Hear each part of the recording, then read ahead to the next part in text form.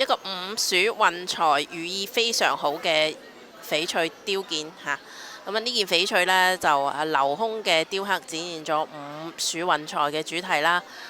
工藝係嚟講呢，係非常之細緻嘅。你睇佢呢啲位全部都係用呢個鏤空畫空嘅雕刻。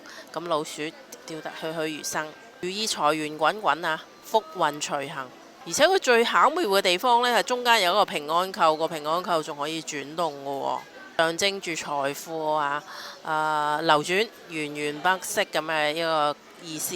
咁更加承載咗財富呢，需要呢就流通啦，就好似貨如輪轉咁嘅意思啦。一個非常之好嘅意思嘅一個吊墜啊！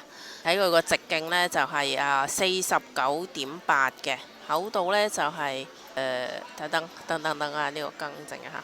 佢個直徑呢，係54.8嘅直徑，厚度係4.4嘅，一個意頭非常之好嘅五鼠運財嘅一個吊墜。佢嘅編號呢，就係818號，價錢係1500蚊嘅，1500蚊相當精美嘅一個吊墜啊！